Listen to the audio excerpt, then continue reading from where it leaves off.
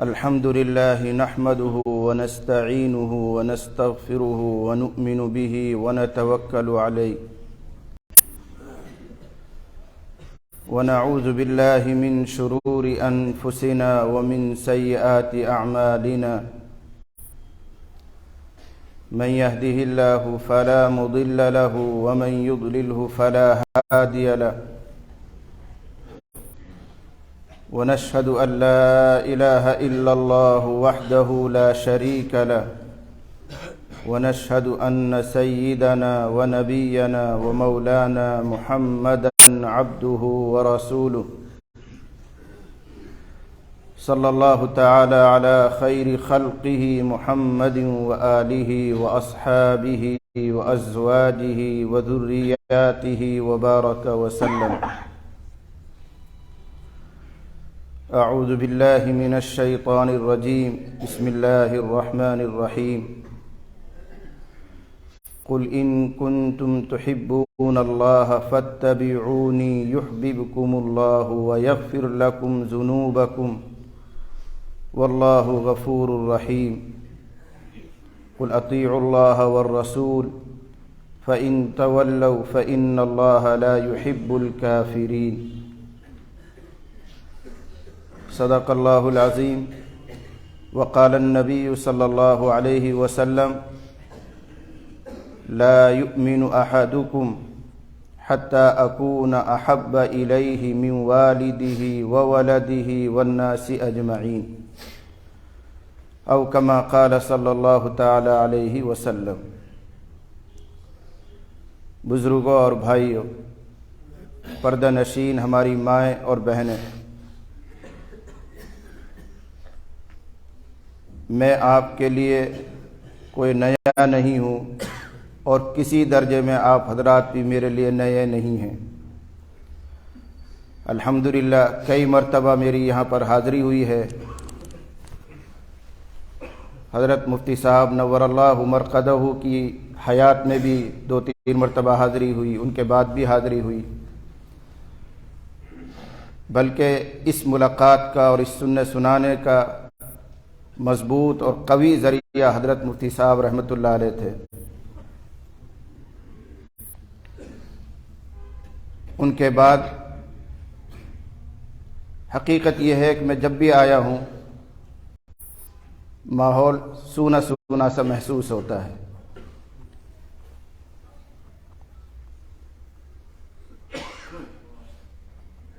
اللہ ان کو غریق رحمت فرمائے، ان کے درجات کو بلند فرمائے،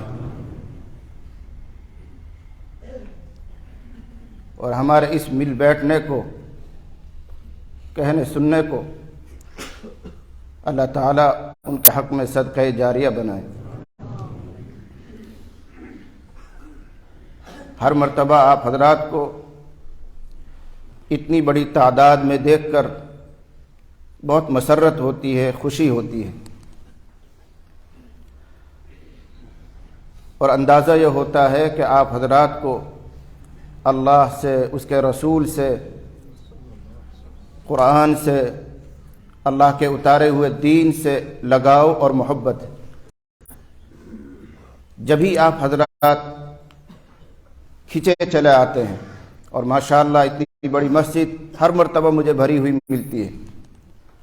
اللہ آپ کی اس حاضری کو قبول فرمائے، اور جو خوش نصیب کل قیامت میں بغیر حساب کتاب کے جنت میں جانے والے ہیں، اللہ ہم سب کو ان میں شمار فرمائے. اللہ کے لیے کوئی امر مشکل نہیں ہے، یہ میرے اور آپ کے لیے ہے. اللہ کے لیے کوئی چیز مشکل نہیں. اس کا ایک ارادہ ہے، اس کا ایک فیصلہ ہے. اگر وہ چاہے تو تمام اہل ایمان کو بغیر حساب کتاب کے جنت میں پہنچا دے. ایک روایت یاد آ رہی ہے، حضرت نبی کریم صلی اللہ علیہ وسلم تشریف فرما تھے. آپ پر کچھ حال طاری ہوا، اللہ سے امید قوی قائم ہوئی، تو آپ نے صحابہ کو ایک بشارت سنائی. ارشاد فرما ان اللہ وعدنی ان يدخل الجنة من امتی 400 ألف بلا حساب. کیا فرما رہے ہیں کہ میرے اللہ نے، میرے رب نے مجھ سے وعدہ فرمایا ہے کہ وہ میری امت میں سے 4 لاکھ لوگ بغیر حساب کتاب کے جنت میں داخل کرے گا. 4 لاکھ لوگ بغیر حساب کتاب. سیدنا حضرت ابو بکر صدیق رضی اللہ عنہ تشریف فرما تھے. انہوں نے عرض کیا یا رسول اللہ زدنا. اے اللہ کے نبی صلی اللہ علیہ وسلم یہ تعداد تو بہت محدود ہے، بہت تھوڑی ہے. ابھی 1500 سال وقفہ گزر چکا ہے اور نہ جانے کتنا وقفہ آنے والا ہے.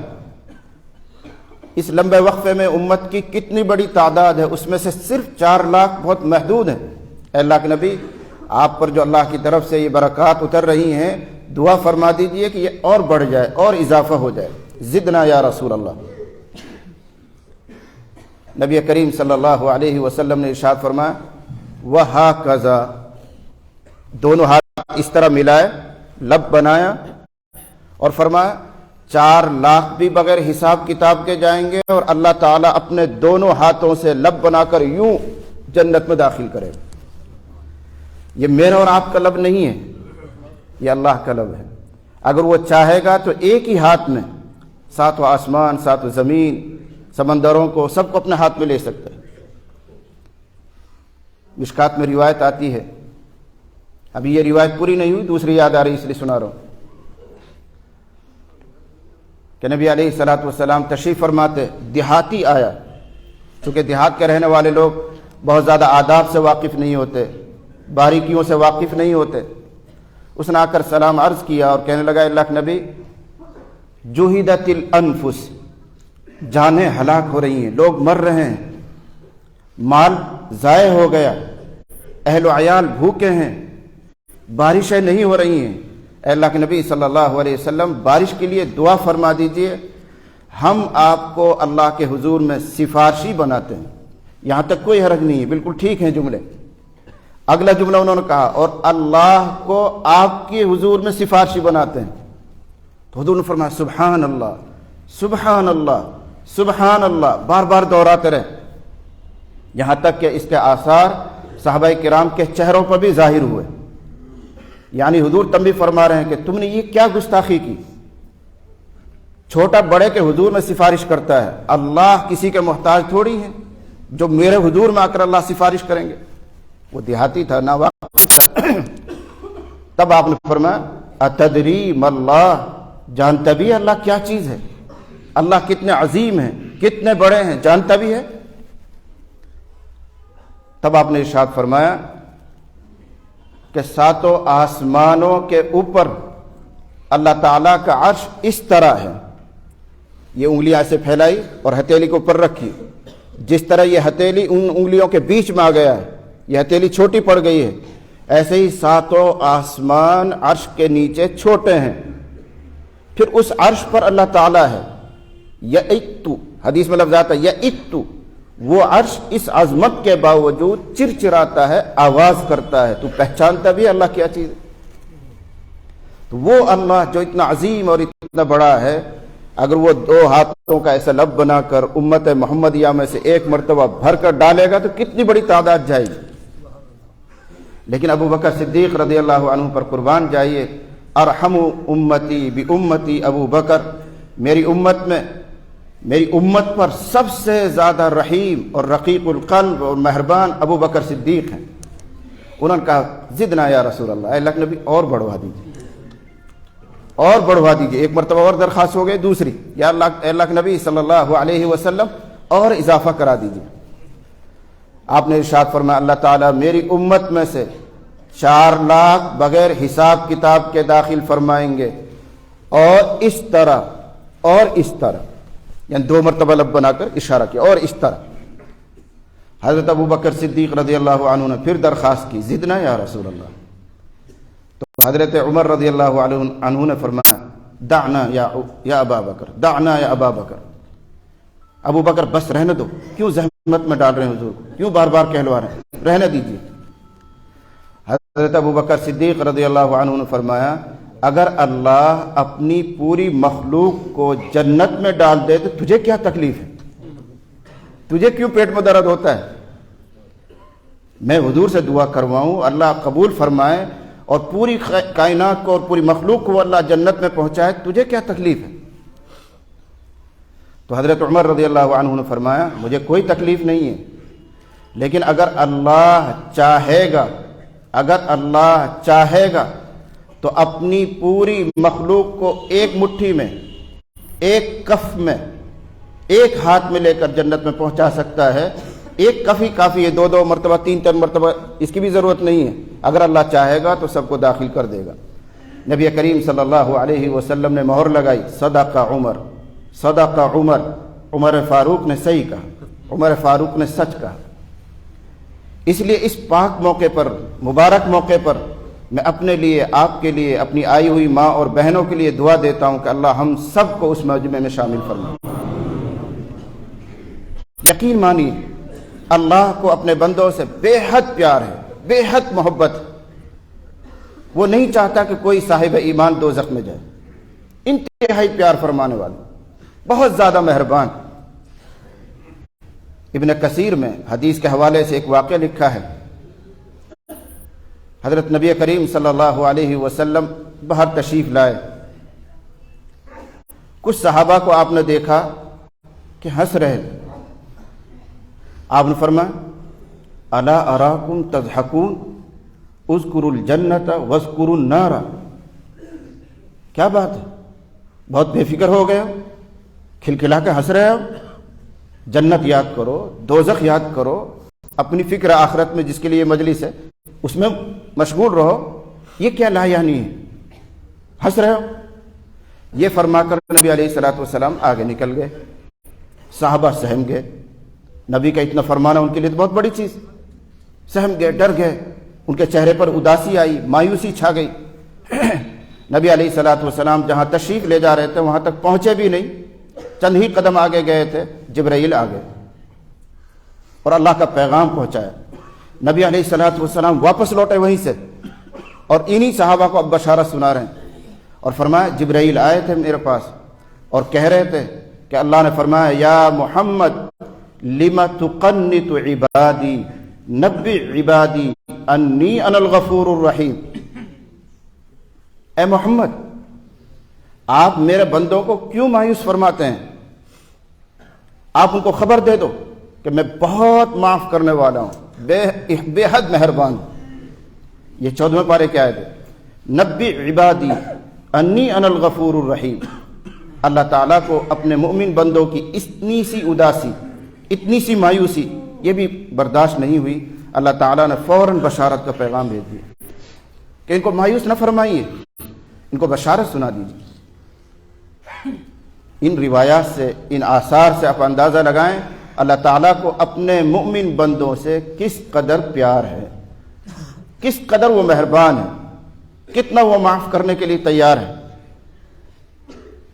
حدیث میں ایک واقعہ اور یاد آتا ہے، حضرت نبی کریم صلی اللہ علیہ وسلم کے پاس قیدی آئے، مرد بھی، بچے بھی، عورتیں بھی۔ بخاری میں قصہ آتا ہے کہ ایک عورت تھی، اس کا دودھ بھرا ہوا تھا، پستان اس کے بھرے ہوئے تھے دودھ سے، لیکن بچہ اس کے ساتھ نہیں تھا، قید ہو کر آئی تھی، بچہ اس کے گھر پر وہیں رہ گیا۔ مال غنیمت کے طور پر جو غلام باندھی آیا کرتے تھے ان میں وہ قید ہو کر آئی ہے، بچہ ساتھ میں نہیں ہے، تو دودھ بھرا ہوا ہے اور وہ بے چین ہے، بے تاب ہے، برداشت نہیں ہو رہا اس سے۔ تو وہ قیدیوں میں کبھی ادھر جاتی ہے، کبھی ادھر جاتی ہے، دوڑتی ہے، بچہ کوئی مل جائے جس کو میں دودھ پلا دوں۔ ایک چھوٹا سا بچہ اس کو نظر پڑا، اس کو اٹھایا، سینے سے لگایا، دودھ پلایا اور اس کو پیار کرنے لگی۔ حضرت نبی کریم صلی اللہ علیہ وسلم نے صحابہ کو دیکھ کر فرمایا کیا خیال ہے تمہارا، کیا یہ عورت اگر اس کو اپنا بچہ مل جائے جو دوسرے کے بچے پر اتنی ہمدرد ہے، اتنی پیار کر رہی ہے، اگر اس کو اپنا بچہ مل جائے تو کیا یہ اس کو آگ میں ڈال سکتی ہے؟ صحابہ سے پوچھا کیا یہ عورت اپنے بچے کو آگ میں ڈال سکتی ہے؟ صحابہ نے کہا نہیں اللہ کے رسول۔ تب آپ نے فرمایا للہ ارحم بعبادہ من ہذہ بولدہا، یقیناً اللہ تعالیٰ اپنے بندوں پر اس ماں سے زیادہ مہربان ہے، جتنی یہ مہربان ہو سکتی ہے اپنے بچے پر، اس سے کہیں زیادہ اللہ تعالیٰ مہربان ہے اپنے بندوں پر۔ اسی سے ملتا جلتا ایک واقعہ متفق علیہ روایت میں صحیحین میں ہے۔ نبی علیہ الصلوۃ والسلام غزوے کے لیے تشریف لے جا رہے تھے، جہاد کے لیے تشریف لے جا رہے تھے۔ کچھ نئے لوگ، اجنبی لوگ نظر پڑے لوگوں پر، رات کا اندھیرا رہا ہوگا۔ فرمایا من القوم، کون لوگ ہیں یہ جو نئے نظر آ رہے ہیں؟ انہوں نے کہا نحن المسلمون یا رسول اللہ، اللہ کے رسول ہم تو مسلمان ہی ہیں، غیر نہیں ہیں، مسلمان ہیں۔ جہاں یہ نئے لوگ تھے، مجمع تھا، وہاں ایک عورت چولہے میں آگ جلا رہی تھی، ہانڈی اس کے اوپر رکھی ہوئی تھی، اس میں وہ لکڑی ڈالتی ہے، آگ کو روشن کرتی ہے، چھوٹا سا بچہ اس کے پاس بیٹھا ہوا ہے۔ جب آگ کی لپٹ اور شعاع تیز ہوتی ہے تو وہ لپک کر اپنے بچے کو الگ کرتی ہے، آگ سے بچانا چاہتی ہے، کہیں آگ اس کو نہ لگ جائے، کوئی نقصان اس کو نہ پہنچ جائے۔ فوراً بچے کو کھینچتی ہے اور اپنی گود میں لیتی ہے۔ ادھر نبی علیہ الصلوۃ والسلام مرد حضرات سے بات کر رہے ہیں، کون ہو؟ انہوں نے کہا مسلمان ہیں۔ اس عورت کو احساس ہوا کہ شاید یہ اللہ کے پیغمبر ہیں، کسی طرح انہوں نے انداز لگایا، تو وہ بچے کو اٹھا کر گود میں لے کر آئی اور آ کر سوال کر رہی، انت رسول اللہ، آپ اللہ کے پیغمبر ہیں، آپ اللہ کے رسول ہیں؟ آپ نے فرمایا ہاں میں اللہ کا رسول ہوں۔ کیسا عجیب جملہ کہہ رہی ہے، الیس اللہ ارحم الراحمین، کیا اللہ تعالیٰ رحم کرنے والوں میں بھی سب سے زیادہ رحیم نہیں ہے، سب سے زیادہ رحم کرنے والا نہیں؟ آپ نے فرمایا بالکل ہے، بالکل، سارے رحم کرنے والوں سے زیادہ رحیم ہے۔ دوسرا سوال، الیس اللہ ارحم بعبادہ من الام بولدہا، کیا اللہ تعالیٰ اپنے بندوں پر اس سے زیادہ مہربان نہیں جتنی کوئی ماں اپنے بچے پر مہربان ہو سکتی؟ پیغمبر نے فرمایا بالکل، اس سے کہیں زیادہ مہربان ہے۔ تو اس نے اپنے بچہ سے اٹھایا اور فرمایا فَإِنَّ الْأُمَّ لَا تُلْقِي فِي النَّارِ فَإِنَّ الْأُمَّ لَا تُلْقِي وَلَدَهَا فِي النَّارِ، اے اللہ کے نبی صلی اللہ علیہ وسلم، میں ایک ماں ہوں، میں تجرباتی طور پر جانتی ہوں کہ کوئی ماں اپنے بچے کو آگ میں نہیں ڈال سکتی، اور آپ فرما رہے ہیں کہ اللہ ماں سے بھی زیادہ کہیں مہربان ہے۔ میں ماں ہوں، میں اپنے طور پر جانتی ہوں کہ کوئی ماں اپنے بچے کو آگ میں نہیں ڈال سکتی۔ نبی علیہ الصلوۃ والسلام نے اپنا سر مبارک جھکایا، آپ کے آنسو گرے، روئے آپ، پھر آپ نے گردن اٹھائی اور ارشاد فرمایا یہ عورت صحیح کہتی ہے، بالکل صحیح کہتی ہے کہ اللہ ماں سے بھی کہیں زیادہ مہربان ہے، اور کوئی ماں اپنے بچے کو آگ میں نہیں ڈال سکتی ہے۔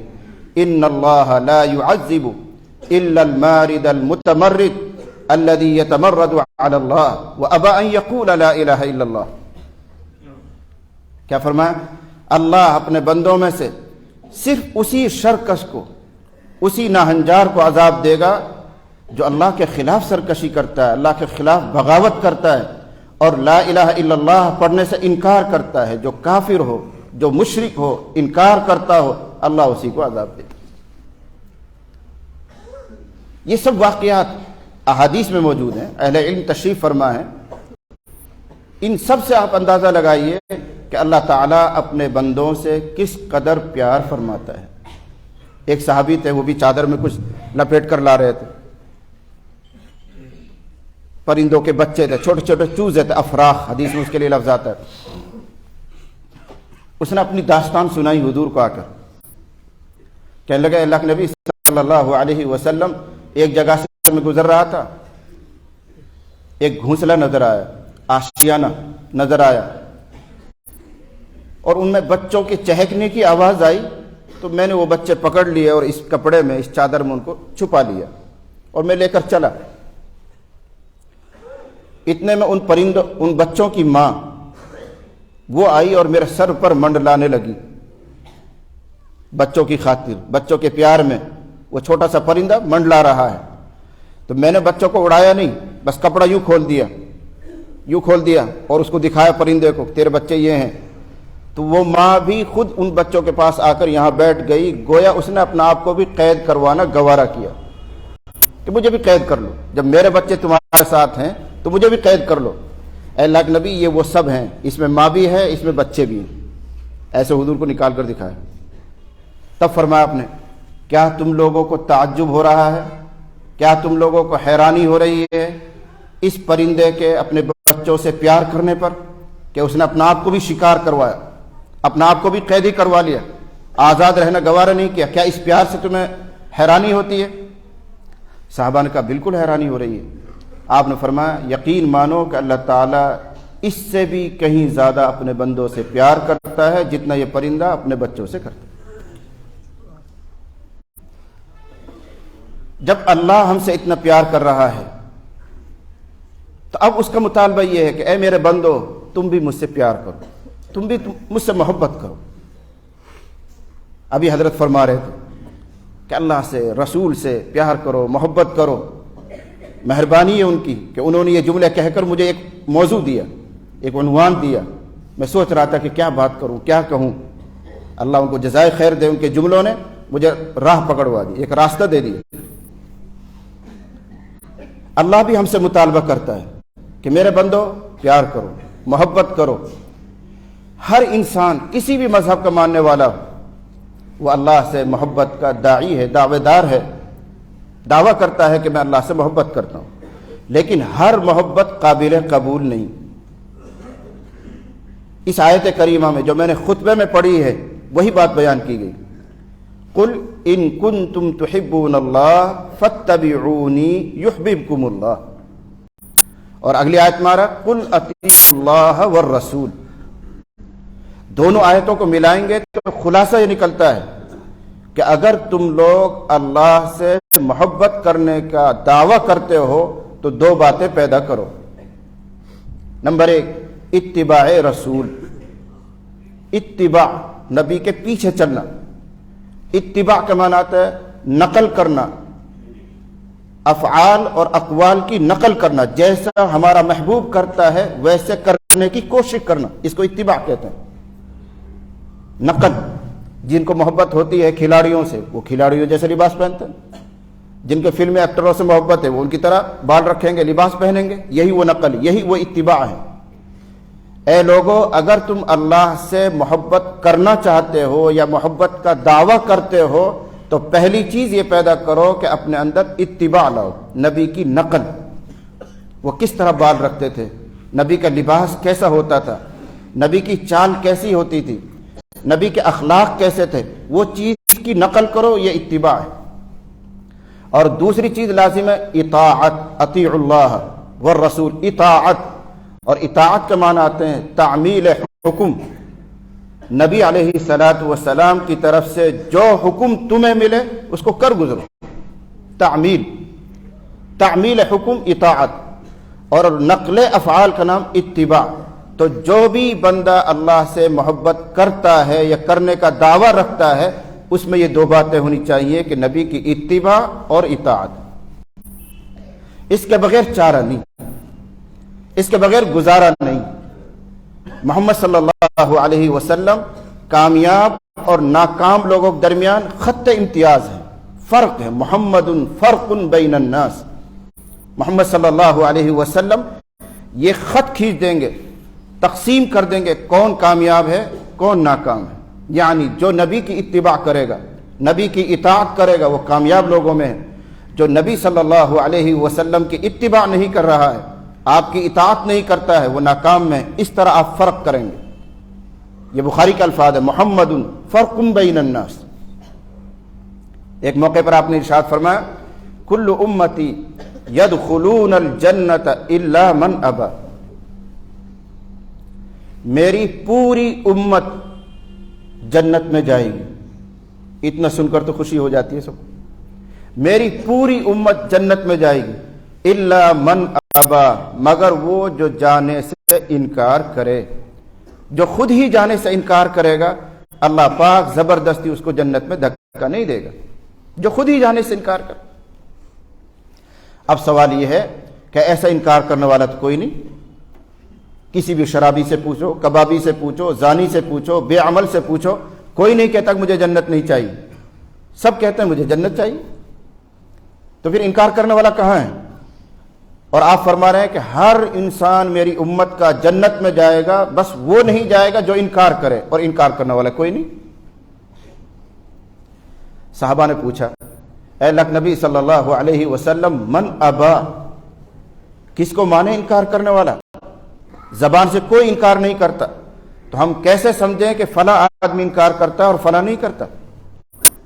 نبی کریم صلی اللہ علیہ وسلم نے بہت صاف بات ارشاد فرمائی۔ ارشاد ہوتا ہے من اطاعنی دخل الجنہ ومن عصانی فقد ابا۔ قولی انکار مراد نہیں ہے، ارشاد فرمایا جا رہا کہ جو میری اطاعت کر رہا ہے وہ گویا جنت میں داخل ہونا چاہ رہا ہے، بلکہ ہو گیا۔ دخل ماضی کا لفظ اس لیے استعمال کیا، جو نبی کی اتباع کر رہا ہے، اطاعت کر رہا ہے، یہ وہ لوگ ہیں جو جنت میں داخل ہو رہے ہیں۔ ومن عصانی، اور جو میری نافرمانی کرے وہ انکار کر رہا ہے۔ عملی انکار مراد ہے، قولی نہیں۔ بڑے افسوس کے ساتھ یہ بات کہی جاتی ہے کہ امت محمدیہ میں ایک لمبی فہرست ہے، ایک بڑی تعداد ہے جو عملی طور پر جنت میں جانے سے انکار کر رہے ہیں، جو نمازوں سے دور ہیں، زکوٰۃ پوری طرح ادا نہیں کر رہے ہیں، رسول اللہ صلی اللہ علیہ وسلم کی سنتوں کو پامال کر رہے ہیں۔ یہ کون ہیں جو عملی طور پر جنت میں جانے سے انکار کر؟ اسی حدیث کے نیچے مشکات میں ایک دوسری روایت بھی آئی ہوئی ہے۔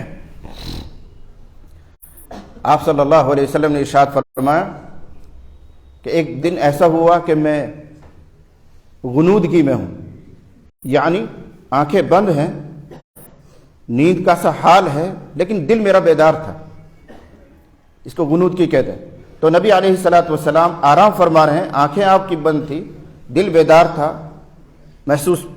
یعنی عقلیات میں، محسوسات میں آپ گھوم رہے ہیں۔ اتنے میں فرشتے آ گئے، کچھ فرشتے آپ کے پائنتی کی طرف کھڑے ہوئے، پاؤں کی طرف کھڑے ہوئے، اور کچھ فرشتے آپ کے سرہانے کھڑے ہوئے۔ اب یہ فرشتے آپس میں مکالمہ کر رہے ہیں، بات کر رہے ہیں۔ ان میں سے ایک فرشتے نے کہا ان لصاحبکم ھذا مثلا فاضربوا له مثلا۔ کیا کہہ رہے ہیں؟ تمہارے اس ساتھی کی ایک عجیب سی انوکھی سی مثال ہے، تم وہ مثال ان کے سامنے بیان کرو۔ پیغمبر کی طرف اشارہ کر کے فرشتے کہہ رہے ہیں ان صاحب کی، اس پیغمبر کی ایک عجیب سی مثال ہے، وہ بیان کرو۔ دوسرے فرشتے نے کہا مثال بیان کر کے کیا فائدہ ہے؟ انہو نائم، حضرت تو آرام فرما رہے ہیں، اگر ہم آپس میں بات بھی کریں گے تو فائدہ کیا؟ سوتے ہوئے آدمی کو کیا خبر ہوتی ہے؟ وہ پوری طرح سنتے بھی نہیں، محفوظ بھی نہیں کر پاتا سونے والا۔ تو حضرت نبی کریم صلی اللہ علیہ وسلم سو رہے ہیں، آرام فرما رہے ہیں، مثال بیان کرنے سے فائدہ کیا؟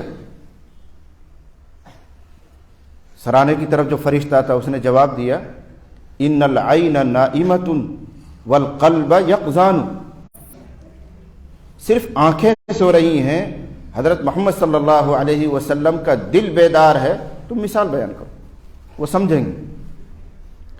اب مثال بیان کی جا رہی، مثلہ کمثل رجل بنا دارا وجعل فيها مأدبة وبعث داعيا فمن أجاب الداعي دخل الدار وأكل من المأدبة۔ عجیب سی مثال۔ کیا فرمایا کہ حضرت محمد صلی اللہ علیہ وسلم کی مثال ایسے سمجھو جس طرح کسی آدمی نے شاندار مکان بنایا، اپنا محل تیار کیا اس نے، اور ہر بنانے والے کو یہ شوق ہوتا ہے کہ جب مکان پورا ہو جائے میں ایک دعوت کروں، لوگوں کو بلاؤں تاکہ لوگ میرا مکان دیکھیں، تعریف کریں، اور اگر دیندار ہوگا تو یہ نیت ہوگی تاکہ لوگ آئیں، دعا دے کر جائیں، میرے گھر میں خیر و برکت پیدا ہو۔ لیکن ہر مکان بنانے والے کو ایک شوق ہوتا ہے۔ تو محمد صلی اللہ علیہ وسلم کی مثال یہ ہے کہ کسی آدمی نے مکان بنایا، مکان بنا کر تیار کر لیا، اس کے بعد اس میں ایک دسترخوان لگایا، بے شمار نعمتیں اس پر رکھی گئی۔ اب دسترخوان پر کھانے کے لیے بلاوے کے طور پر داعی بنا کر، دعوت دینے والا بنا کر ایک شخص کو بھیجا گیا کہ جاؤ جو بھی ملے اس کو دعوت دے دو، اس کو ہمارے گھر کا راستہ بتا دو۔ اب ایک آدمی باہر نکلتا ہے، فرض کر لیجئے چوراہے پر کھڑا ہو گیا اور ہر آنے والے کو روک کر کہتا بھائی فلاں جگہ چلیے، ایک صاحب کا مکان تیار ہوا ہے، انہوں نے دعوت کی ہے، دسترخوان لگا ہوا ہے، آپ تشریف لے چلیں، کھانے کے لیے آپ بھی تشریف لے چلیں۔ وہ ہر ایک کو دعوت دے رہا ہے۔ اب آپ غور کرنا، یہاں 3 طرح کے لوگ ہوں گے۔ ایک قسم وہ ہوگی کہ سن کر وہ ٹھہریں گے، بھئی یہ دعوت دینے والا کیا دعوت دے رہا ہے، ٹھہرے وہ، اور انہوں نے دھیان سے اس کی بات سنی، کیا کہہ رہا ہے، بات سن کر اس کی بات کو مانا اور اس مکان کی طرف چل دیے اور دسترخوان تک پہنچ گئے۔ دوسری قسم ان لوگوں کی ہوگی جو ٹھہریں گے، اس کی بات بھی سنیں گے لیکن مانیں گے نہیں، ان کو کام بہت ہوگا، وہ کہیں گے نہیں صاحب ہمارے پاس وقت نہیں، ہم جاتے ہیں۔ ٹھہرے، بات کو انہوں نے سنا سمجھا بھی لیکن عمل نہیں کیا، دوسرے رخ پر چلے گئے، تو ظاہر بات ہے وہ مکان تک نہیں پہنچیں گے، وہ دسترخوان سے کچھ نہیں کھا پائیں گے۔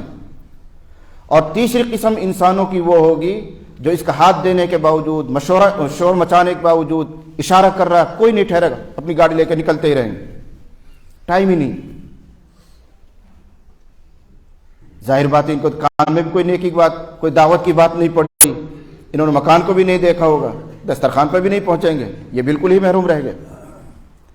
بہرحال ان فرشتوں نے یہ مثال دی کہ محمد صلی اللہ علیہ وسلم کی مثال اس طرح سمجھو کہ ایک آدمی نے مکان بنایا، دسترخوان رکھا، پھر ایک بلانے کے لیے آدمی بھیجا۔ جب مثال پوری ہو گئی تو دوسرے فرشتے نے کہا تم نے مثال تو بیان کر دی، اس کا مطلب بھی بیان کرو۔ اولوہا لہو یفقہہا، محمد صلی اللہ علیہ وسلم کے سامنے اس مثال کی تعویل کرو، اس کا مطلب بیان کرو تاکہ وہ سمجھیں اور پھر امت کو یہ پیغام پہنچائیں۔ فرشتے نے پھر وہی بات کہی کہ حضرت تو آرام فرما رہے ہیں، تعویل کرنے سے، مطلب بیان کرنے سے حاصل کیا ہوگا، آرام میں ہیں۔ فرشتے نے پھر تسلی دی، گھبراؤ نہیں، ان العین نائمۃ، حضرت کی آنکھیں سو رہی ہیں، دل بیدار ہے۔ جس طرح تم نے مثال بیان کی ہے اب اس مثال کا مطلب بھی بیان کرو۔ اب فرشتہ خود مثال بیان کر رہا ہے اور اس کا مطلب بیان کر رہا ہے۔ کیا کہتا ہے کہ اس کا مطلب یہ ہے کہ اللہ تعالیٰ نے ایک شاندار محل بنایا ہے، مہمان خانہ تیار کیا ہے جس کو جنت کہتے ہیں، اور اس میں ایسی نعمتیں تیار کی ہیں جو وہم و خیال سے بھی باہر ہیں، جو کسی آنکھوں نے نہیں دیکھی ہیں، کانوں نے سنی نہیں، کسی کی فکر کی رسائی وہاں تک نہیں ہے۔ ایسی نعمت اللہ تعالیٰ نے اس جنت میں، اس مہمان خانے میں تیار کی ہیں اور رکھی ہیں۔ تو گھر گویا جنت ہے، نعمتیں وہاں ایک دسترخوان ہیں۔ اب اللہ تعالیٰ نے اس جنت کی طرف بلانے کے لیے دنیا کے چوراہے پر حضرت محمد صلی اللہ علیہ وسلم کو بھیجا۔ فمن اجاب محمدًا دخل الجنت، پس جو محمد صلی اللہ علیہ وسلم کی بات کو قبول کرے گا، یہ لفظ ہے اجاب، یعنی ٹھہرے بھی، سنے بھی، اور محمد صلی اللہ علیہ وسلم کی بات کو قبول بھی کرے، وہ سیدھا دسترخوان پر جائے گا، اللہ کے مہمان خانے میں پہنچے گا، نعمتیں کھائے گا۔ اور جس نے محمد صلی اللہ علیہ وسلم کی بات کو نہیں سنا یا سنا لیکن مانا نہیں، وہ خطرے میں، وہ مکان تک نہیں پہنچے گا، وہ اللہ کی نعمتوں سے فائدہ نہیں اٹھائے گا۔ یہ مثال بیان کر کے پھر وہ جملہ آتا ہے محمد فرق بین الناس، محمد صلی اللہ علیہ وسلم ہی خط امتیاز کھینچنے والے ہیں لوگوں میں، کون کامیاب ہوگا کون ناکام ہوگا۔ یہ ایسا آئینہ ہے کہ اس میں ہم سب اپنا چہرہ دیکھ سکتے ہیں کہ ہم کہاں کھڑے ہوئے ہیں۔ ہم نے حضرت نبی کریم صلی اللہ علیہ وسلم کی کتنی باتوں کو سنا اور مانا۔ صرف سننا کافی نہیں ہے، سنتے بہت ہیں، دعوت والوں نے بھی سنایا، مدرسہ والوں نے بھی سنایا، اس طرح فکر مند علماء نے یہ مجلس قائم کی، اس میں بھی آپ کو سنایا گیا۔ سننے کی حد تک بہرحال ثواب ہے، نیکی ہے، انکار نہیں، لیکن اصل فضیلت ان لوگوں کے لیے ہے جو سن کر مانتے ہوں، جو سن کر اپنی زندگی میں تبدیلی لاتے ہوں، جو سن کر اپنے گناہوں سے توبہ کرتے ہوں، اپنی زندگی کا رخ نئے راستے پر ڈالتے ہوں، وہ کامیاب لوگ۔ فبشر عباد الذین یستمعون القول فیتبعون احسن۔ قرآن کہہ رہا ہے اے محمد صلی اللہ علیہ وسلم ان لوگوں کو خوشخبری سناؤ جنت کی، اللہ کی رحمت اور مغفرت کی، جو دھیان سے بات کو سنتے ہیں پھر اس کے پیچھے چلتے ہیں۔ جو بات کو دھیان سے، یستمعون یسمعون نہیں، جو دھیان سے کان لگا کر بات سنتے ہیں، دل پر اتارتے ہیں، پھر اس کے پیچھے چلتے ہیں، ان کے لیے بشارت سنو۔ حضرت نبی کریم صلی اللہ علیہ وسلم کو دنیا میں اسی مقصد کے لیے بھیجا گیا، صرف ہدایت نہیں، صرف ہدایت تو قرآن سے بھی ہو جاتی۔ اللہ تعالیٰ قرآن کریم ہدایت نامہ اس کو اتارتے اور جبرائیل کے ذریعے اعلان کرواتے، اے لوگوں سنو کہ خانہ کعبہ کی چھت پر کتاب ہدایت رکھی ہوئی ہے، جس کو ہدایت لینی ہو، جس کو معلوم کرنا ہو کہ جنت کا راستہ کیسے طے ہوتا ہے، جاؤ کتاب پڑھو۔ یہ کام تو جب بھی ہو جاتا ہے۔ حضرت محمد صلی اللہ علیہ وسلم کو جو دنیا میں مبعوث کیا گیا ہے، یہاں بھیجا گیا ہے، اس کا مقصد یہ تھا کہ کتاب ہدایت میں جو کچھ ہے اس کو نمونے کے طور پر کر کر دکھائیں گے محمد صلی اللہ علیہ وسلم، پھر تم ایسا کرتے رہنا۔ کتاب ہدایت سے تمہیں حکم ملے گا نماز پڑھو، اس کتاب ہدایت سے تمہیں حکم ملے گا حج کرو، کتاب ہدایت سے تمہیں اخلاق کی تعلیم ملے گی، لیکن اخلاق کیسا ہوتا ہے، نماز کس طرح پڑھی جاتی ہے، یہ نمونہ محمد صلی اللہ علیہ وسلم کی زندگی میں تمہیں ملے گا۔ لقد کان لکم فی رسول اللہ اسوۃ حسنہ، آئیڈیل، مثال، نمونہ ہے محمد صلی اللہ علیہ وسلم، ورنہ ہدایت تو کتاب میں بھی موجود ہے۔ سبق ہدایت کہہ لیجئے، ہدایت کے رموز کہہ لیجئے، راستے تو قرآن سے بھی معلوم ہو سکتے ہیں، لیکن ان راستوں پر کیسا چلا جائے گا، ان اعمال کو کس طرح انجام دیا جائے گا، اس کا طور طریق کیا رہے گا، اس کے لیے مثال اور نمونہ ہے حضرت محمد صلی اللہ علیہ وسلم۔ اس لیے میں کہا کرتا ہوں کہ حضرت محمد صلی اللہ علیہ وسلم کو نمونہ بنانا تھا، مثال بنانا تھا، اسی لیے اللہ تعالیٰ نے اپنے نبی سے، اپنے حبیب سے کچھ ایسے کام بھی کروائے۔ میرے جملوں کو ذرا سن لینا دھیان سے، کبھی کوئی اعتراض ہوا کرے آپ کو۔ حضرت نبی کریم صلی اللہ علیہ وسلم کو نمونہ بنانا تھا، اس لیے اللہ تعالیٰ نے اپنے حبیب سے کچھ ایسے کام بھی کروائے جو بظاہر نبی کی شان کے خلاف، جو بظاہر کہہ رہا ہوں، جو بظاہر نبی کی شان کے خلاف ہے۔ ہماری اور آپ کی عقل نہیں مانتی کہ نبی سے ایسا کام، لیکن ہوا نہیں، کروایا گیا۔ کیوں؟ تاکہ رہتی دنیا تک کے لیے، قیامت تک کے لیے انسانوں کو ایک نمونہ مل جائے، ایک مثال مل جائے۔ ایک دو واقعات میں سناؤں تاکہ یہ بات سمجھ میں آئے۔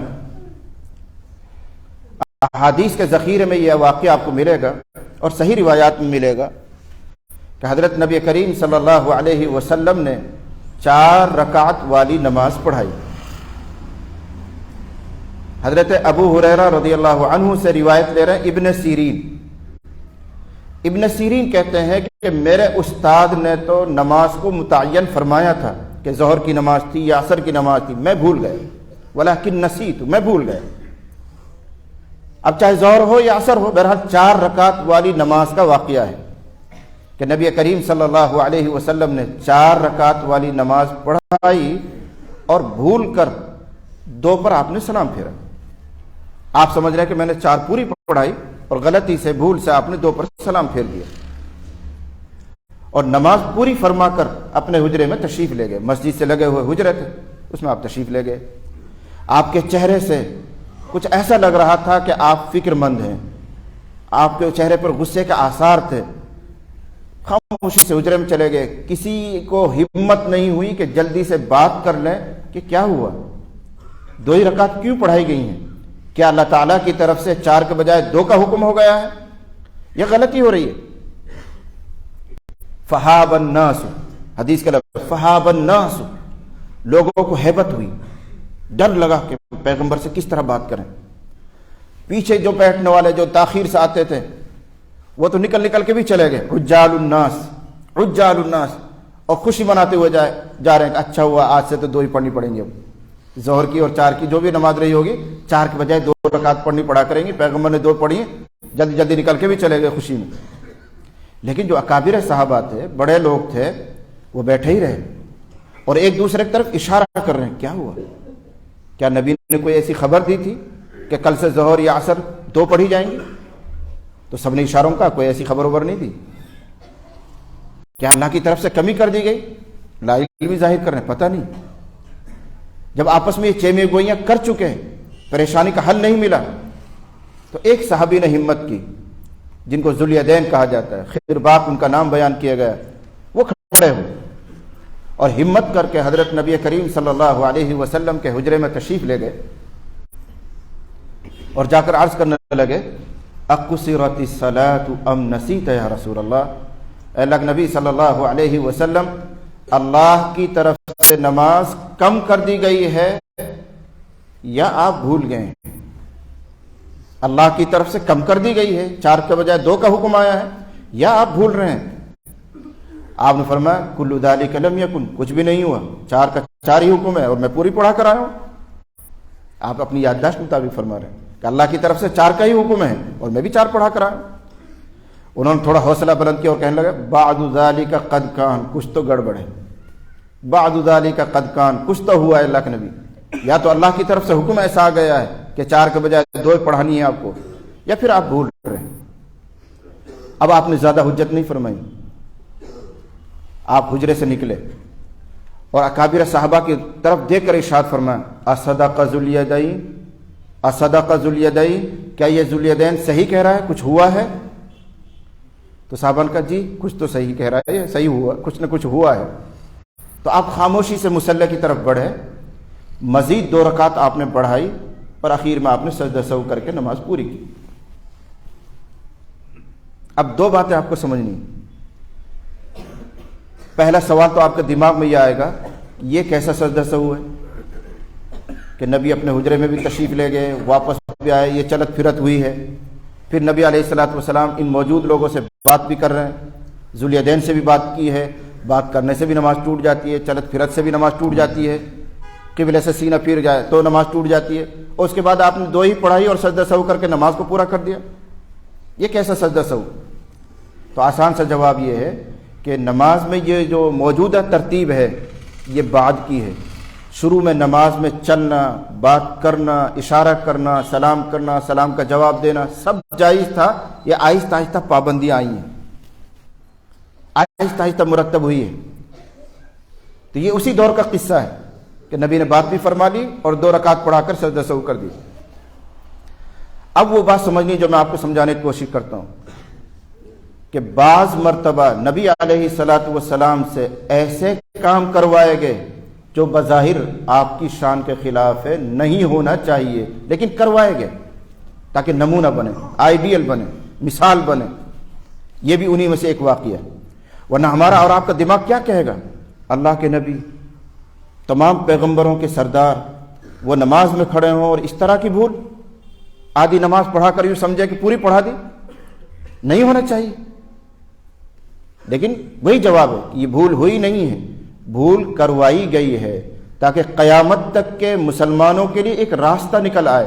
اللہ جانتا ہے کہ جموں کے مسلمان، بھٹنڈی کے مسلمان بھول کریں گے، کبھی 3 پہ سلام پھیریں گے، کبھی 1 پہ سلام پھیریں گے، کبھی 2 پہ سلام پھیریں گے. تو ان کے لیے راستہ نکلے، سجدہ سہو کا طریقہ بنے، اس لیے پیغمبر سے بھی ایک سہو کروایا گیا.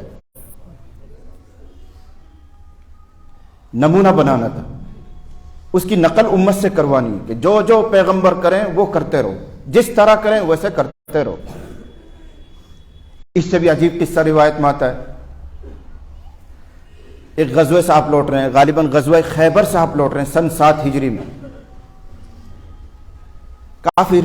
کافی دیر رات تک آپ نے سفر کیا. صحابہ کرام نے عرض کیا اللہ کے نبی صلی اللہ علیہ وسلم تھوڑی دیر آپ آرام فرما لیتے، پورے دن کے آپ تھکے ہوئے ہیں، رات بھر بھی آپ نے سفر کیا، کچھ دیر آرام فرما لیتے.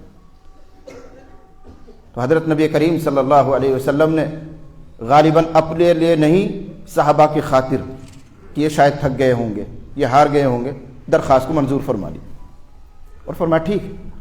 تو وہی جنگل میں کہیں جہاں سفر چل رہا تھا وہی جنگل میں قافلے کو روکا گیا. آس پاس میں کوئی بستی نہیں، جنگل میں ہی قافلہ ٹھہرایا گیا. اونٹوں سے سامان اتارا گیا، سامان رکھ دیا گیا، سواریاں اتر گئی، لوگ اپنی اپنی جگہ لے کر آرام کرنے لگے۔ آپ نے فرمایا من یکلؤنا، ہماری چوکیداری کون کرے گا، پہرے داری کون کرے گا؟ دیکھو اسباب کی دنیا میں سبب اختیار کیا جاتا ہے، بے سبب کچھ نہیں۔ یہ نہیں کہا جاتا کیا پیغمبر کو اللہ پر بھروسہ نہیں تھا؟ بھروسہ تو اسی کا نام ہے کہ دنیا میں رہتے ہوئے آدمی پہلے اسباب اختیار کرے، اب مسبب الاسباب پر نظر رکھے۔ ایک صحابی آئے، اپنا اونٹ کھلا ہوا چھوڑا باہر اور کہنے لگے اللہ کے نبی صلی اللہ علیہ وسلم، اونٹ کو کھلا چھوڑوں اللہ پر بھروسہ کر کے بیٹھ جاؤں یا پہلے اس کے پیر باندھوں پھر توکل کروں؟ آپ نے فرمایا پہلے اس کے پیر باندھ پھر اللہ پر بھروسہ کر، پہلے سبب اختیار کرو پھر اللہ پر بھروسہ کرو۔ ہم نے توکل کا مطلب سمجھا ہے اسباب کو توڑ دینا، اسباب سے الگ ہو جانا، یہ غلط ہے۔ تمام انبیاء علیہ السلام نے اسباب کو اختیار کیا ہے، اسباب اختیار کرنے کی تعلیم دی ہے۔ میں شاید موضوع سے ہٹ جاؤں، یاد دلا دیں حضرت صاحب، حضرت یعقوب علیہ السلام کے صاحبزادگان تشریف لے جا رہے ہیں مصر غلہ لینے کے لیے، 13واں پارے میں قصہ آتا ہے۔ تو کیا تعلیم دی انہوں نے؟ یا بنی لا تدخلوا من باب واحد وادخلوا من ابواب متفرقہ، اے میرے بچوں تم لوگ جا رہے ہو، مصر میں جا رہے ہو، دوسرا ملک ہے، اجنبیوں کا ملک ہے، الگ الگ گیٹ سے، الگ الگ دروازوں سے شہر میں داخل ہونا، ایک دروازے سے مت جانا۔ کیوں؟ تم صحت مند ہو، طاقتور ہو سکتا ہے نظر لگ جائے، ہو سکتا ہے کوئی چور چکر تمہارے پیچھے پڑ جائے، ہو سکتا ہے کوئی جان لیوا حملہ کر دے یا کوئی الزام تمہارے اوپر لگ جائے۔ اگر سب ایک ساتھ رہو گے تو ایک ساتھ پکڑے جاؤ گے، ایک ساتھ مصیبت میں آ جاؤ گے۔ الگ الگ رہیں گے تو کوئی پکڑا جائے گا، کوئی تو بچے گا، کم سے کم خبر لا کر دینے والا تو رہ جائے گا۔ یہ تعلیم تھی۔ پھر آگے خود ظاہر کیا وما اغنی عنکم من اللہ من شیء، میں تم کو اللہ سے نہیں بچا سکتا، جو اس نے مقدر کیا وہ ہو کر رہے گا، لیکن تدبیر یہ تقدیر سے لڑنا نہیں ہے۔ لوگ یہ سمجھتے ہیں تدبیر کیوں کرے، تقدیر میں جو کچھ ہے وہ ہوگا۔ یہ اسلامی تعلیم یہ ہے کہ پہلے تدبیر اب اللہ کے حوالے، پہلے اسباب پھر اللہ کے حوالے۔ حدیث شریف میں قصہ مضمون آیا ہوا ہے کہ بغیر منڈیر والی چھت پر نہ سویا کرو۔ تعلیم ہے، جس چھت پر ابھی منڈیر نہ بنائی گئی ہو اس پر آرام نہ کرو۔ اگر اس پر کوئی چڑھ کر سوئے گا اور گر کر ہلاک ہوتا ہے تو اللہ بھی اپنی حفاظت اس سے ہٹا لیتا ہے۔ جب یہ خود ہی اپنی جان نہیں بچانا چاہتا تو اللہ کہتا ہے گرو میری طرف سے۔ یہ اسباب کی تعلیم ہے۔ تو اسی لیے حضور نے فرمایا کہ یہ پورا قافلہ جنگل میں آرام کرے گا، آس پاس کی بستیوں میں کافر ہوں گے، ان کو پتہ چلے گا کہ مسلمان یہاں ٹھہرے ہوئے ہیں، ہو سکتا ہے وہ مشورہ کر کے اچانک حملہ کر دیں، یا ہو سکتا ہے چور چکے آئیں اور ہمارے جانوروں کو کھول کر لے جائیں۔ سامان کی حفاظت بھی مقصد ہے، اس لیے فرما رہے من یکلؤنا، کون پہرے داری کرے گا۔ اور ایک اہم مقصد یہ بھی ہے، سب تھکے ہوئے ہیں، سوتے رہ جائیں گے، فجر میں کون جگائے گا؟ کوئی ایک جاگنے والا ہونا چاہیے۔ حضرت بلال رضی اللہ عنہ نے کہا اللہ کے نبی یہ خدمت میں انجام دوں گا۔ ہوتے ہیں کچھ لوگ ایسے، حالانکہ تھکے ہوئے تو وہ بھی ہیں، پورے دن انہوں نے بھی کام کیا ہے، رات بھر وہ بھی چلے ہیں، لیکن ایسے حوصلے مند لوگ ہوتے ہیں جو خدمت میں آگے آ جاتے ہیں۔ انہوں نے کہا اللہ کے نبی یہ کام میں کروں گا۔ آپ نے فرمایا بہت اچھا۔ اب پورا قافلہ آرام کر رہا ہے، حضرت نبی کریم صلی اللہ علیہ وسلم بھی آرام فرما رہے ہیں، اور حضرت بلال رضی اللہ عنہ پورے قافلے کے ارد گرد چکر لگا رہے ہیں، جانوروں کی حفاظت، سامان کی حفاظت، رفقا کی حفاظت، چکر لگا رہے ہیں جیسے پہرے دار گھومتا ہے، چوکیدار گھومتا ہے۔ جب صبح صادق کا وقت قریب آیا تو اس زمانے میں گھڑی نہیں ہوتی تھی کہ ٹائم دیکھ کر وہ اذان پڑھیں گے۔ مشرق کی طرف سے صبح صادق کی جو روشنی ہوتی ہے اس کو پہچان کر سمجھ کر اذان پڑھی جاتی تھی۔ اس کا تجربہ حضرت بلال کو تھا، لمبے زمانے سے مؤذن تھے، اذان پڑھتے رہتے تھے۔ تو انہوں نے خیال کیا کہ میں ادھر رخ کر کے مشرق کی طرف منہ کر کے بیٹھ جاتا ہوں، جب صبح صادق کی روشنی نظر آئے گی تو کھڑے ہو کر اذان پڑھوں گا۔ تو انہوں نے اپنے اونٹ سے کمر لگائی اور یوں منہ کر کے مشرق کی طرف بیٹھ گئے کہ جیسے ہی وہاں سے صبح صادق کی نظر آئے گا میں اذان پڑھوں گا۔ بہرحال انسان ہے، رات بھر سوئے ہوئے، جاگے ہوئے ہیں، دن بھر کے تھکے ہوئے ہیں، انہوں نے ایسا سہارا لگایا اور آنکھ لگ گئی، سو گئے۔ اب پورا قافلہ سو رہا ہے، حضرت نبی کریم صلی اللہ علیہ وسلم بھی آرام فرما ہے، اور جگانے کا جو الارم طے کیا گیا تھا وہ الارم بھی سو گئے۔ حضرت بلال الارم ہی تو تھے، وہ بھی بند ہو گیا، وہ بھی سو گئے۔ صبح صادق ہوئی، فجر کی نماز کا سارا وقت نکل گیا، سورج طلوع ہو گئے، سورج نکل گئے، اور سورج کی شعائیں حضرت نبی کریم صلی اللہ علیہ وسلم کے چہرے مبارک پر پڑی تو سب سے پہلے گھبرا کر اٹھنے والے آپ تھے، سب سے پہلے گھبرا کر اٹھے اور فرمایا اینہ بلال، بلال کہاں ہیں؟ ان کی ذمہ داری تھی کہ وہ جگائیں، کہاں ہے بلال؟ تو لوگ دوڑے دوڑے گئے، جگایا، دیکھا حضرت تو سو رہے ہیں، جگایا، چلو حضرت طلب کر رہے ہیں۔ کوئی گھبراہٹ نہیں، کوئی پریشانی نہیں، اس لیے کہ وہ جانتے ہیں کہ پیغمبر کی عدالت میں انصاف ہی انصاف ہے، زبردستی کان نہیں پکڑوائے جائیں گے، جیسا ہمارے مدرسوں میں ہوتا ہے طالب علم سے کان پکڑو، ان کو معلوم ہے کہ حضور کے دربار میں ایسے زبردستی کان نہیں پکڑائے جائیں گے، وہاں سنی جائے گی بات۔ بڑے اطمینان سے چل کر آئے، حضور نے فرمایا بلال کیا ہوا؟ تمہاری ذمہ داری تھی جگانے کی، کہاں چلے گئے تھے؟ بہت سادہ اور بہت سچا جواب دیا، کہنے لگے اے اللہ کے نبی صلی اللہ علیہ وسلم، جس اللہ نے آپ کو سلائے رکھا اس اللہ نے مجھے بھی سلا دیا۔ تو آپ ناراض نہیں ہوئے، خفا نہیں ہوئے، بلکہ روایت میں قصہ آگے پھر یوں آتا ہے، آپ نے فرمایا یہاں اس جنگل میں شیطانی اثر محسوس ہوتا ہے، چلو یہاں سے روانہ ہو جاؤ۔ جب مکروہ وقت ختم ہو گیا تو اگلے میدان میں فجر کی نماز با جماعت قضا ادا کی گئی۔ اب اصل مضمون پر آؤ، پیغمبر، نبیوں کے سردار، ان کی فجر کی نماز قضا ہو، کیا کوئی معمولی بات ہے؟ نہیں ہونا چاہیے۔ جس آدمی کو دین سے تھوڑا سا بھی لگاؤ ہو جاتا ہے اور وہ نماز کا فکر مند ہو تو بار بار اس کی آنکھ کھل جاتی ہے۔ تجربہ کر کے دیکھ لو، وہ تو نبی ہیں، نبیوں کے سردار ہیں، وہ سوتے رہ گئے۔ جواب وہی ہے، نماز قضا نہیں ہوئی، نماز قضا کروائی گئی، سوئے نہیں، سلایا گیا، سوتے رہنے دیا گیا۔ اگر بلال سو گئے تھے تو کیا بڑی بات تھی، قافلہ سو رہا تھا تو کون سی حیرانی کی بات تھی، حضرت نبی کریم صلی اللہ علیہ وسلم سو رہے ہیں تو کون سی تعجب کی بات تھی۔ احکم الحاکمین، اللہ تو جاگا ہوا تھا، اللہ کو تو معلوم تھا کہ میرے پیغمبر کی فجر کی نماز جا رہی ہے۔ حضرت جبرائیل کو بھیجتے کہ جاؤ میرے حبیب کو جگاؤ، فجر کی نماز خطرے میں۔ جبرائیل آنن فانن آتے اور جگاتے، سارا نظام ہو سکتا تھا۔ علامہ سیوطی علیہ الرحمہ نے ایک جگہ لکھا ہے کہ پورے 24,000 مرتبہ جبرائیل کا آنا جانا ہوا ہے محمد صلی اللہ علیہ وسلم کے پاس، 24,000 مرتبہ، ایک مرتبہ اور آ جاتا، 24,000 ایک ہو جاتا، جگہ دیتے۔ اللہ بیدار رہتے ہیں، اللہ کبھی نہیں سوتے ہیں، اللہ کو اونگ نہیں آتی ہے، نیند نہیں آتی ہے، لا تأخذہ سنۃ ولا نوم۔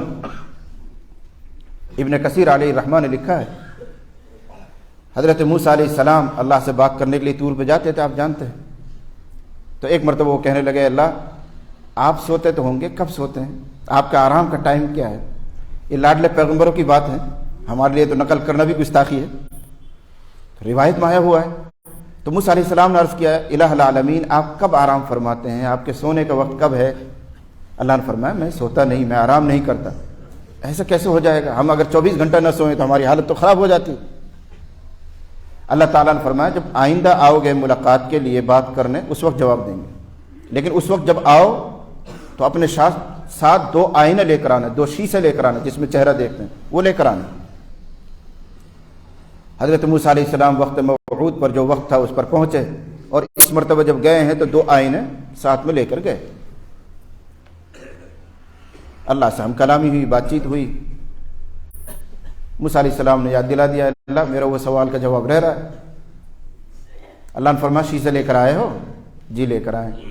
ان دونوں کو ایسا سامنے رکھو اور ان میں دیکھتے رہو، مسلسل دیکھتے رہو، آنکھ جھپکنی نہیں چاہیے، نیند نہیں آنی چاہیے، یوں کر کے دیکھتے رہو۔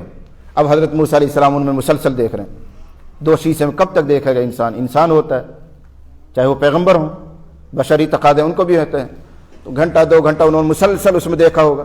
تھوڑی دیر بعد نیند کا جھٹکا آیا اور دونوں ہاتھ ایسے ملے، دونوں شیشے چکنا چور ہو گئے، ٹوٹ گئے۔ ان کی نگرانی وہ پوری طرح نہیں کر سکے، یوں دیکھ نہیں سکے، جھٹکا آیا اور ٹوٹ گئے۔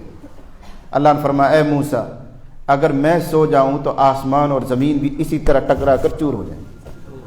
یہ میری حفاظت میں ہے، ان کو میں سنبھالے ہوا ہوں، اگر میں بھی غافل ہو جاؤں، میں سو جاؤں، یہ ٹکرائیں گے، ٹوٹیں گے۔ تو اللہ بیدار ہے۔ تو اللہ کو معلوم تھا میرے حبیب کی نماز جا رہی ہے، لیکن جواب وہی ہے کہ ایک مرتبہ قضا نماز کروانی تھی تاکہ امت کے لیے ایک نمونہ آ جائے۔ لوگوں سے بھی نمازیں چھوٹیں گی، سفر میں، حضر میں، نیند میں، کیسے کیسے حالات میں ان کی نمازیں رہ جائیں گی۔ تو نبی صلی اللہ علیہ وسلم سے ایک مرتبہ ایسا کروا کر نمونہ دیا گیا کہ کبھی زندگی میں اگر ایسا حادثہ پیش آ جائے تو زیادہ مت گھبرانا، تمہارے پیغمبر کی بھی نماز ہم نے قضا کروائی تھی اور اب ادا کا یہ طریقہ ہے، نمونہ دے دیا گیا۔ اس لیے میں کہہ رہا ہوں کہ حضرت محمد صلی اللہ علیہ وسلم کو دنیا میں بھیجنے کا مقصد نمونہ، مثال۔ قرآن تو کتاب ہدایت ہے، ساری ہدایات اس میں لکھی ہوئی ہیں، جنت کے سارے راستے اس میں بتائے گئے ہیں، کیا چیزیں اللہ کو پسند ہیں، کیا چیز اللہ کو ناپسند ہیں، کامیاب لوگ کون ہیں، ناکام کون ہیں، یہ سب فہرست اس میں موجود ہے۔ لیکن مثال اور نمونہ محمد صلی اللہ علیہ وسلم کو بنا کر بھیجا گیا، اس لیے اتباع کا حکم آ رہا ہے۔ قل ان کنتم تحبون اللہ فاتبعونی، اپنے طور پر راستہ طے نہیں کر پاؤ گے، ضرور بہک جاؤ گے، اسی راہ سے چلو، اسی طریق سے چلو، وہی شکل اختیار کرو جو محمد صلی اللہ علیہ وسلم نے اختیار کی۔ ترمذی میں ایک قصہ آتا ہے، وہ بھی مجھے ہر مرتبہ حیرانی میں ڈالتا ہے، جب بھی دوران درس وہ سبق آ جاتا ہے تو بہت حیران ہوتا ہوں۔ حدیث شریف میں قصہ حضرت جابر رضی اللہ عنہ سے مروی ہے کہ نبی علیہ الصلوۃ والسلام اپنے گھر سے نکلے، روزانہ ہی نکلتے تھے مسجد کے لیے آنے کے لیے یا کہیں اور سے آپ نکلے، رأى رسول اللہ صلی اللہ علیہ وسلم امرأة فأعجبته، اہل علم سمجھ گئے، مجھے ترجمہ کرتے ہوئے تھوڑا سا حجاب ہوتا ہے۔ نبی صلی اللہ علیہ وسلم گھر سے نکلے، آپ کی نظر ایک عورت پر پڑی، اور کسی عورت کو دیکھنے سے جو کیفیت مرد پر طاری ہوتی ہے وہ حال پیغمبر پر بھی آیا۔ فوراً آپ لوٹے، اپنے گھر میں تشریف لے گئے اور حضرت زینب رضی اللہ عنہا سے آپ نے ملاقات فرمائی، غسل فرما کر واپس آئے اور صحابہ کو اکٹھا کر کے اب یہ خطاب دیا، ایک تقریر فرمائی۔ فرمایا ان المرأة اذا اقبلت فی صورت الشیطان، عورت جب اپنے گھر سے نکلتی ہے تو وہ شیطانی شکل کے ساتھ باہر آتی ہے، یعنی شیطان کا مضبوط پھندا، مضبوط رسی ہے کسی مرد کو فتنے میں ڈالنے کے لیے۔ جب عورت نکلتی ہے تو شیطان کی صورت میں باہر آتی ہے۔ بعض جگہ روایت میں یوں ہے اذا خرجت استشرفها الشیطان، جب عورت گھر سے باہر نکلتی ہے تو شیطان چھجا بنا کر اس کو یوں دیکھتا ہے، جیسے ہم کسی دور چیز کو یوں کر کے دیکھتے ہیں گہری نظر سے، ایسے شیطان بھی اس کو تاک کر دیکھتا ہے کہ کس کی نگاہوں میں اس کو اچھا اور حسین بنا کر دکھاؤں اور کس کا ایمان اس کے ذریعے لوٹ لوں۔ اب سوال یہ ہے کہ پیغمبر صلی اللہ علیہ وسلم اور ان پر یہ حال، اس سے پہلے بھی کسی عورتوں پر نظر پڑی ہوں گی، اس کے بعد بھی پڑی ہوں گی، لیکن کبھی ایسا حال نہیں، آج ایسا کیوں؟ جواب وہی ہے کہ پیغمبران خدا اپنی امتوں کے سامنے جو دین پیش کرتے ہیں وہ محض فکری نہیں ہوتا، محض فکری نہیں ہوتا کہ سوچ سمجھ کے قانون بناتے رہیں اور امت کو لاگو کرتے رہیں، نہیں، سارا دین اور ساری شریعت، سارا قانون ذوقی ہوتا ہے، تجربات سے گزر کر ہوتا ہے، ذوقی۔ اللہ تعالیٰ نے اپنے پیغمبر کو بھی اس مرتبہ اس حال کا تجربہ کروایا تاکہ مسئلے کی اہمیت اور نزاکت پیغمبر سمجھ جائیں اور امت کو اس سلسلے کی اہمیت سمجھائیں اور ہدایات دیں۔ چنانچہ آپ نے ہدایات دی، لعن اللہ الناظر والمنظور الیہ، یہ ہدایات آئی اب کہ اللہ کی لعنت ہو بد نظری کرنے والے پر اور جس کی طرف بد نظری کی جائے اس پر بھی، صرف ناظری نہیں، منظور الیہ کو بھی لعنت بھیجی گئی کہ اس نے اپنا آپ کو ایسا کیوں بنایا کہ اس کو دیکھا جائے، وہ بے پردہ کیوں رہی، کیوں اس نے اس کا خیال نہیں کیا کہ غیر مرد مجھ کو نہ دیکھ سکے، اس پر بھی لعنت۔ ہماری مائیں اور بہنیں بیٹھی ہوں گی، وہ سماعت فرمائیں اور اس کو پلے باندھیں کہ قرآن حکیم نے اکثر احکام کو مشترک طور پر نازل کیا مرد عورتوں کے لیے، اور ایک ہی طرح کا خطاب آیا۔ مثلا نماز کے لیے کہا گیا تو اقیم الصلاۃ، اب چاہے مرد ہو یا عورت نماز قائم کرو۔ زکوٰۃ کے لیے کہا گیا آتوا الزکاۃ، زکوٰۃ ادا کرو۔ حج کے لیے کہا گیا وَلِلَّهِ عَلَى النَّاسِ حِجُّ الْبَيْتِ مَنِ اسْتَطَاعَ إِلَيْهِ سَبِيلًا. ایسا نہیں کہ مردوں کو الگ خطاب کیا جا رہا ہو، عورتوں کو الگ خطاب کیا جا رہا ہو، لیکن جہاں پردے کا، بد نظری کا، ان کا مسئلہ آتا ہے تو قرآن مردوں کو، عورتوں کو الگ الگ خطاب کرتا ہے. کل المؤمنین یغضوا من ابصارہم، اگلی آیت میں وکل المؤمنات یغضضن من ابصارہن، نزاکت سمجھائی گئی. ورنہ تو یہاں بھی کہا جا سکتا تھا اے پیغمبر میرے مؤمن بندوں اور بندیوں سے کہہ دو کہ اپنی نگاہیں پست رکھا کرے، ایک مجموعہ آ جاتا، ایک صیغہ آ جاتا. لیکن نہیں، الگ الگ مومنوں سے کہو کہ وہ اپنی نگاہیں جھکائیں، اور مومن عورتوں سے بھی کہیں کہ وہ اپنا پردے کا خیال کریں، بد نظری سے اپنے آپ کو بچائیں، نگاہیں پست رکھیں. لیکن نہیں، عورتوں کو پتہ نہیں کیا شوق ہو گیا ہے اپنے آپ کو ظاہر کرنے کا اور دوسروں کو دکھلانے کا، اپنا بھی دین برباد کرتی ہیں اور دوسروں کا بھی دین لٹا دیتی ہیں. تو جب پیغمبر پر یہ حال طاری ہوا تو آپ نے اس مسئلے کی نزاکت کو سمجھا اور پھر مختلف ہدایات دی. ارشاد فرمایا ہرگز کوئی مرد کسی ایسی عورت کے گھر میں نہ جائے جب اس کا شوہر گھر میں موجود نہ ہو. شوہر کاروبار پہ گیا ہوا ہے، چلے میں گیا ہوا ہے، درس میں مشغول ہے، مدرسے میں 12 گھنٹے کے بعد گھر میں آئے گا، اس وقفے میں کوئی غیر اسی عورت کے گھر میں ہرگز نہ جائے، اس لیے کہ تیسرا وہاں پر شیطان ہوتا ہے. یہ ہدایت دی گئی. تو ان واقعات کے ذریعے آپ سمجھنے کی کوشش کریں کہ اللہ تعالیٰ کو یہ منظور تھا کہ محمد صلی اللہ علیہ وسلم نمونہ بنے، اس لیے عجیب و غریب واقعات آپ سے کروائے گئے نمونہ بنانے کے لیے. یہی پہلی آیت کا ٹکڑا ہے. اے محمد فرما دیجئے اگر تم اللہ سے محبت کرتے ہو، نہ جانے اپنی محبت کے اظہار کے لیے کیا کیا طریقے اختیار کرو گے، کیسے کیسے گیت اختیار کرو گے، رسم و رواج میں پڑھو گے. میرے یہاں محبت کا ایک ہی معیار ہے، محمد صلی اللہ علیہ وسلم کی اتباع. کسی ڈھول ڈھماکے کی، کسی نعت گوئی کی، فلاں کی، کسی چیز کی کوئی ضرورت نہیں ہے.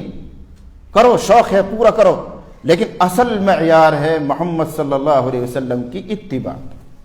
آپ کی نقل، آپ کس طرح بیٹھتے تھے، آپ کس طرح بات کرتے تھے، کس طرح نماز پڑھتے تھے، آپ کے اخلاق کیسے تھے، آپ کے کھانے کا طریقہ کیا تھا، اس کی اتباع کرو. لیکن یہاں بھی ہم سے بھول ہو جاتی ہے کہ جو اچھی سنتیں معلوم ہوتی ہیں، میٹھی سنتیں معلوم ہوتی ہیں، جن میں زیادہ مجاہدہ نہیں ہے، جماعت میں جانے کی برکت سے یا عالم کی صحبت میں رہنے کی برکت سے، خانقاہ میں آنے جانے کی برکت سے ان کو یاد کر لیتے ہیں اور عمل بھی شروع کر لیتے ہیں. اور جن سنتوں میں مجاہدہ ہے، مشقت برداشت کرنی پڑتی ہے، یا تو ان کو سیکھتے نہیں، اور اگر سیکھتے ہیں تو عمل نہیں کرتے. مثلا جماعت میں جائیں گے، چلے میں جائیں گے تو سیکھ کر آئیں گے. دسترخوان بچھانا چاہیے، دسترخوان پر کھانا رکھ کر تب کھائیں، بغیر دسترخوان نہ کھائیں، ہاتھ دھونا چاہیے، بسم اللہ پڑھ کر کھانا چاہیے. یہ سنت یاد کر کرنا چاہیے، ماشاءاللہ اچھی بات. لیکن جو سب سے اہم سنت ہے اس کو بھول جاتے ہیں یا پھر یاد ہی نہیں کرتے. اس کو سب سے اہم سنت ہے کم کھانا، اس کو کوئی نہیں کرتا. جتنی بھوک ہے اس سے بھی زیادہ کھائیں گے. حالانکہ حدیث میں صراحتاً تعلیم آئی ہوئی ہے کہ اپنے پیٹ کے 3 حصے کرو. دعوت و تبلیغ کے ساتھی بھی کہتے رہتے ہیں، وہ بالکل حدیث کی بات ہے. ایک حصہ کھانے کے لیے ہونا چاہیے، ایک حصہ پانی کے لیے ہونا چاہیے، ایک حصہ سانس اور ہوا کے لیے ہونا چاہیے. یہ حدیث کی بات ہے. لیکن ہم لوگ تو حلق تک بھر لیں گے کہ سانس بھی کہیں نہ کہیں سے آ ہی جائے گا، پانی بھی چلا جائے گا، راستہ بنا ہی لے گا. ایسے ہی اور سنتوں کا حال ہے.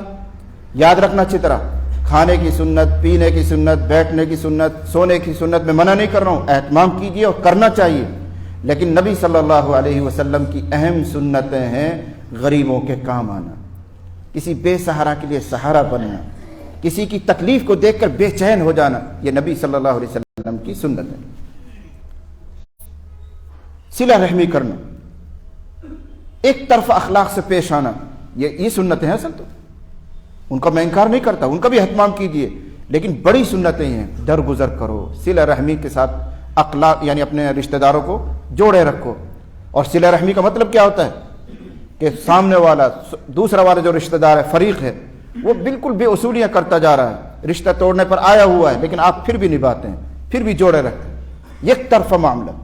اگر یہ مزاج بنے کہ اگر وہ ٹھیک رہے گا تو ہم بھی ٹھیک رہیں گے، وہ ہمیں بلائے گا تو ہم بھی اس کو بلا لیں گے، وہ درگزر کرے گا تو ہم بھی درگزر کریں گے. یہ اخلاق نہیں ہے. نبی نے ارشاد فرمایا لا تکونوا امعۃ، امع نہ بنو. امع کا مطلب انا مع الناس، جیسے لوگوں کا رویہ میرے ساتھ ایسا میرا بھی اس کے ساتھ. ایسا نہ بنو، بلکہ اپنا آپ کو خوگر بناؤ کہ جو تم سے رشتے کو توڑے تم پھر بھی جوڑ کر رکھو،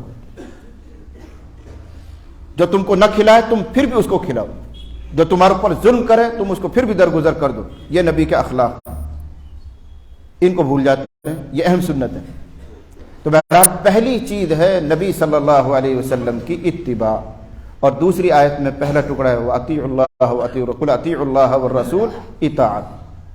تو ان دو چیزوں کا جو ثبوت دے دے گا وہ نبی صلی اللہ علیہ وسلم کی اتباع اور اطاعت میں کامل اتر جائے گا، وہی اللہ سے محبت کرنے والا ہے. ظاہری طور پر اچھا لباس پہن لیا اور اہل علم کی طرح باوقار رہنے لگے، صلحہ کی سی شکل بنا لی، اچھی بات ہے، لیکن کامل معیار یہ ہے کہ جو اتباع اور اطاعت کامل طور پر کرے گا وہ اللہ سے زیادہ محبت کرنے والا ہے. پھر کیا ملے گا جب اللہ سے محبت کریں گے؟ وہی ملے گا جو ہر مومن کی چاہت ہے. قل اطیعوا اللہ والرسول، اس سے پہلی والی آیت میں یحببکم اللہ ویغفر لکم ذنوبکم، یغفر لکم ذنوبکم. جب تم محبت کرو گے تو اللہ بھی تم سے محبت کرے گا، اور اس کو تو پہلے سے تم سے محبت ہے. اس محبت کے نتیجے میں اللہ تمہیں بخش دے گا، تمہارے گناہوں کو درگزر کر دے گا. ہر مومن کی یہ چاہت ہے کہ روز قیامت ہم مغفور ہو جائیں، معاف ہو جائیں. اللہ نے بتا دیا کہ اگر اپنی مغفرت چاہتے ہو، آخرت میں کامیابی چاہتے ہو، تو میری محبت کا جو ثبوت ہے وہ پیش کر دو. اور محبت کا ثبوت اتباع رسول، اطاعت رسول. میرا خیال سے وقت پورا ہو رہا ہے. انہی گزارشات پر میں بات کو پورا کرتا ہوں. اللہ تعالیٰ مجھے بھی، آپ کو بھی، تمام سننے والوں کو اور پردہ نشین خواتین کو سب کو عمل کی سعادت اور توفیق عطا فرمائے. وآخر دعوانا ان الحمد للہ رب العالمین.